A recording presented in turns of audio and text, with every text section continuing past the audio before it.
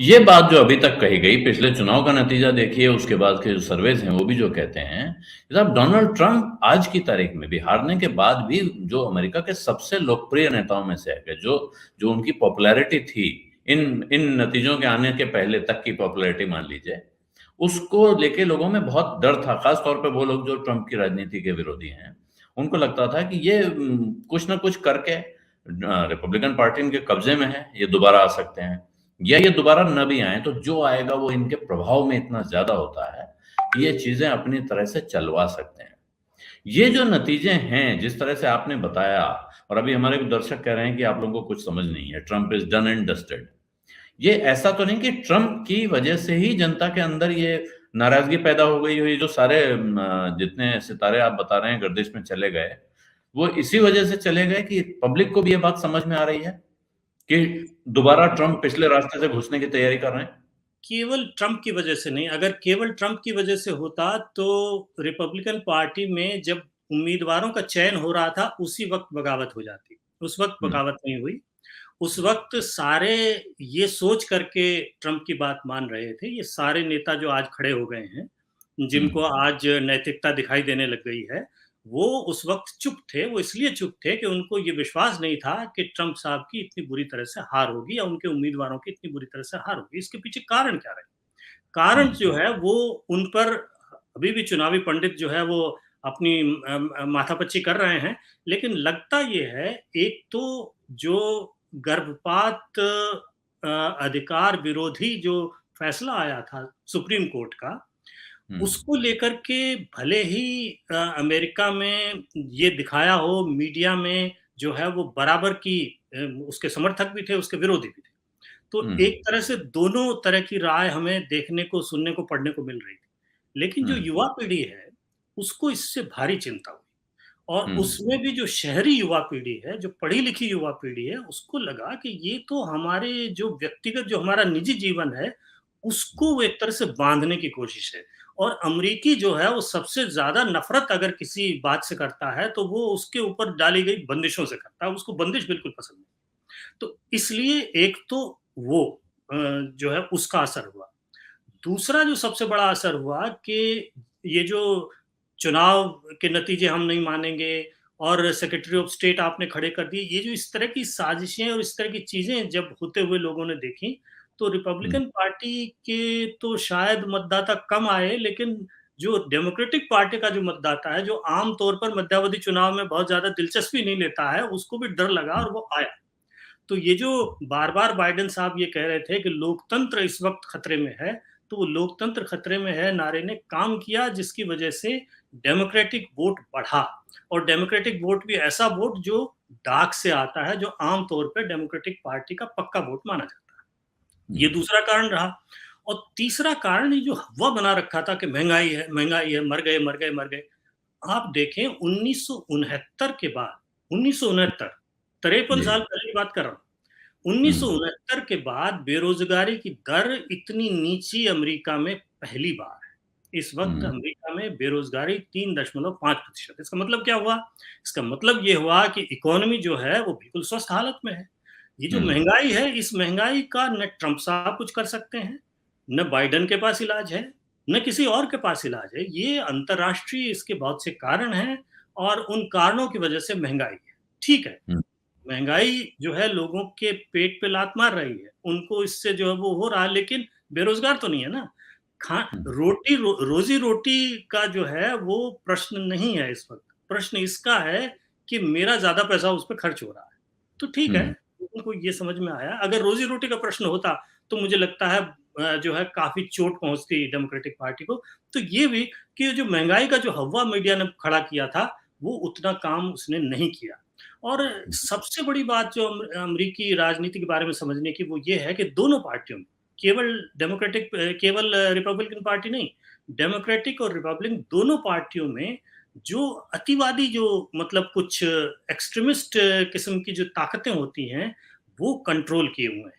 हुँ। Republican party को Trump वादियों ने ऐसे लोग जो मतलब चुनाव में बहुत ज़्यादा भरोसा नहीं करते, ऐसे लोग जो स्कूलों में इतिहास नहीं पढ़ाना चाहते, ऐसे लोग जो हुँ। विज्ञान पे बिल्कुल भरोसा नहीं करते, ऐसे लोग जो वोट डालने आए तो मतलब उस वक़्त आप तमाशा देखते वहाँ तो ये हो रहा था जैसे चर्च में आप जब किसी को ईसाई बनाया जाता है और तब जो जो मतलब गाने गाए जाते हैं वो सब गाए जा रहे थे और ऐसा लग रहा था कि ट्रम्प के उम्मीदवार के लिए वोट डालने नहीं जा रहे बल्कि चर्च में जा रहे हैं और पादरी से जो है आशीर्वाद लेने के लिए। तो इस तरह के जो लोग हैं जो अमेरिका के देहाती और छोटे राज्यों में रहते हैं, जिनको दुनिया बदल गई है, लेकिन वो हवा उन तक अभी नहीं पहुँची है। उन जी। लोगों का आधिपत्य हो गया है रिपब्लिकन पार्टी में। और डेमोक्रेटिक पार्टी में क्या हुआ है कि बहुत से ऐसे वामपंथी लोग जो है जैसे जिसमें भारतवंशी प्रमिला जयपाल का नाम आप ले सकते हैं। बहुत से इस बार सोमाली मूल के बहुत से उम्मीदवार जो हैं वो जीत गए हैं। हुँ, उनको बड़ा अच्छा बताया जा रहा है, लेकिन होता क्या है कि जब वोटिंग होती है, जब मुद्दे आते हैं इस तरह के, तो उनकी जो विचारधारा है, उनकी विचारधारा जो है वो लोगों को हैरत में डाल देती है कि ये अमेरिका में ये इस तरह की बात क्यों कर रहा है। तो डेमोक्रेटिक पार्टी भी इसके लिए एक हद तक ज़िम्मेदार है। वहाँ भी जो एक्सट्रीम एलिमेंट है, उस एक्सट्रीमेंट एलिमेंट का बोलबाला हो गया है। तो दोनों पार्टियों में एक्सट्रीम एलिमेंट का बोलबाला है। इस वजह से ये हुँ, राजनीति जो है, वो इतने झोल खा रही है। कभी दक्षिण की तरफ जाती है, कभी जो है वो वाम की तरफ जाती है। और अगर भौगोलिक दृष्टि से देखें तो अमेरिका है भी ऐसा।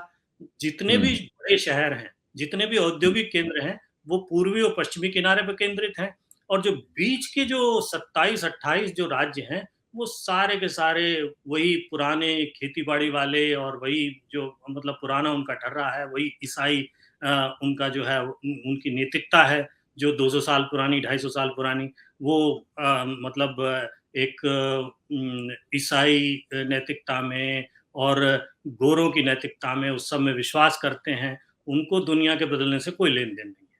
तो उन लोगों को किसी तरह से ट्रंप ने डरा दिया है, पटा लिया है और अब वो ट्रंप के साथ हैं। इसके पीछे एक और बहुत महत्वपूर्ण फैक्टर है जिसकी बात करनी चाहिए, वो काम कर रहा है, वो ये है कि अमेरिका में धीरे-धीरे जो हिस्पैनाई हैं, जिनको लैटिन अमेरिकन कहते हैं, लैटिनो कहते हैं वो हुँ, और जो अफ्रीकी मूल के लोग हैं वो, और जो वहाँ के आदिवासी रेड इंडियंस हैं वो, और भारत, एशिया, चीन वगैरह से जो आप्रवासी गए हैं वो, उनकी कुल आबादी जो है वो लगभग 40-45-42% के आसपास हो गई है। हुँ, तो जो मूल जो गोरी आबादी है, जो कि यूरोप से सबसे पहले गए थे, उनको ये लगने लगा है कि अगले 10-20 साल में अगर यही ढर्रा रहा, तो हम अल्पसंख्या में नहीं, कम से कम बराबरी पर पहुँच ही जाएँगे और ये हाँ, लोग इकट्ठा होकर के हमेशा यही राज किया करेंगे और हमको हरा लेंगे। तो ये जो हाँ, डर है, इस डर को ये तरह-तरह की बातें बना करके, आप्रवासन का डर दिखा करके, अपराध का डर दिखा करके, ट्रंप जैसे जो उम्मीदवार खड़े होते हैं, वो अपनी तरफ कर लेते हैं और लोग उनकी बातों में आ जाते हैं। जी। अब क्या लग रहा है, डोनाल्ड ट्रम्प का अभियान अभी चलेगा या वो कमज़ोर पड़ेगा इन नतीजों के बाद? ट्रंप के बारे में कुछ भी भविष्यवाणी करना बड़ा मुश्किल है। मुझे लगता है ट्रंप को खुद पता नहीं होता कि वो शाम को क्या करने वाले हैं। वो बहुत मूडी आदमी है, तो वो कुछ भी जी। कर सकते हैं। लेकिन अगर रिपब्लिकन पार्टी की मैं बात करूँ, तो रिपब्लिकन पार्टी के लिए ये आत्महत्या जैसा होगा कि अगर वो ट्रंप को दोबारा खड़ा होने देते हैं, क्योंकि उससे रिपब्लिकन पार्टी में उनके खिलाफ ज़रूर उम्मीदवार खड़े होंगे, वोट बँटेगा और ये हुँ, सारी बातें दोबारा जो है वो सतह पे आएँगी और डेमोक्रेटिक पार्टी को इसका फ़ायदा होगा और सबसे बड़ा नुकसान अमेरिका का ये होगा कि अमेरिका का एक बहुत बड़ा वर्ग, वो जो युवा वर्ग जिसने वोट दे करके इस बार डेमोक्रेटिक पार्टी की लाज बचाई है, वो युवा हुँ, वर्ग वो डेमोक्रेटिक पार्टी का भी है और रिपब्लिकन पार्टी का भी है। बहुत हुँ, से रिपब्लिकन राज्यों में भी वो जो उन्होंने वोट दिया है और ऐसे उम्मीदवारों के खिलाफ वोट दिया है जो उनको बिल्कुल एक्सट्रीमिस्ट लग रहे थे, जो ट्रंपवादी लग रहे थे। तो हुँ, उनको अब ये उम्मीद थी कि दे पूरी दुनिया में जो है वो युवा नेतृत्व आ रहा है। आप ब्रिटेन को देख लीजिए, कनाडा को देख लीजिए, चारों तरफ जो है वो युवा नेता, इटली में युवा नेता आ गई है। तो हुँ, ये अमेरिका में ऐसा क्या हो गया है कि 78 साल का आदमी ये कह रहा है कि मुझे दोबारा चुनाव लड़ना है, एक 76 साल वाला कह रहा है मैं तो अभी जवान हूँ, मैं तो अगली बार हुँ, भी चुनाव लड़ूँगा। तो क्या बाकी पूरे देश में क्या कोई युवा नेता है ही नहीं? क्या युवा लीडरशिप। पीढ़ी को मौका ही नहीं मिलेगा? तो इस जो सारे जो पुराने विचार हैं, ये जो सारी पुरानी दुश्मनियाँ हैं, इनकी वजह लोग ये मानते हैं कि बूढ़े लोग अभी भी छाए हुए हैं राजनीति पे, इनको एक तरफ हटाया जाए। तो अगर रिपब्लिकन पार्टी किसी युवा नेता को लाने में सफल होती है, तो हुँ, फिर डेमोक्रेटिक पार्टी को भी सोचना होगा। अभी तक तो वो चुपचाप बैठे हैं। अभी तक तो हुँ, उनको लगता है कि बाइडेन साहब सेफ बैठे हैं, उन्हीं को बना देंगे। लेकिन बाइडेन साहब की हालत अब ऐसी हो गई है अगले 2 साल में कि उनको अब वो बोलते-बोलते भूल जाते हैं। 2 बार जो बाली में जो शिखर हुँ, सम्मेलन चल रहा है, इससे पहले कंबोडिया को वो कोलंबिया कह गए 2-3 बार। कंबोडिया के अंदर खड़े होकर के उसको कोलंबिया बोलते रहे। तो ये इस हुँ, तरह की जब स्लिप्स होंगी, मतलब 50 साल से वो कूटनीति में हैं। आप ये नहीं कह सकते कि ट्रम्प की तरह से उनको मालूम नहीं है कि कोलंबिया कहाँ है और कंबोडिया कहाँ है। उनको अच्छी तरह मालूम है, लेकिन उम्र का भी तकाज़ा होता है। तो मुझे लगता है डेमोक्रेटिक पार्टी को भी सोचना पड़ेगा और युवा पीढ़ी उसमें आएगी। अगर ऐसा नहीं हुआ, अगर रिपब्लिकन पार्टी इनको कंट्रोल में नहीं कर पाई, तो फिर ये है कि अगला चुनाव भी तमाशाई। जी, यानी वहाँ बहुत बड़ा तमाशा होने के आसार दिख रहे हैं। ट्रम्प को जब वो राष्ट्रपति नहीं बने, उसके बहुत पहले से अपने आप को ग्रेटेस्ट शोमैन कहा करते थे। इतने शो उन्होंने दिखा दिए हैं कि अमेरिका वाले तो क्या पूरी दुनिया के लोग भौचक्के हैं, ये आदमी अभी और क्या-क्या तमाशे दिखाने जा रहा है। लेकिन जो चीज़ अभी शिवकांत जी ने कही, अगर उसमें से एक चीज़ पकड़ें, अगर डेमोक्रेटिक पार्टी पहले जाग उठती है और वो बाइडेन की जगह किसी नौजवान उम्मीदवार को खड़ा कर देती है, तो शायद रिपब्लिकन पार्टी के लिए मुश्किल ज़्यादा बढ़ जाएगी। और अगर वो डोनाल्ड ट्रम्प अपना अब उसको समर्थन का बल कहिए, संख्या का बल कहिए या धन का बल कहिए, उसके आधार पर वो दोबारा कहीं उम्मीदवार बनने में कामयाब हो गए, तो फिर कितना तमाशा होगा कहना मुश्किल है, लेकिन रिपब्लिकन पार्टी के लिए रास्ता बहुत मुश्किल ज़रूर हो जाएगा। सत्य हिंदी का ऐप डाउनलोड करें गूगल प्ले स्टोर पर।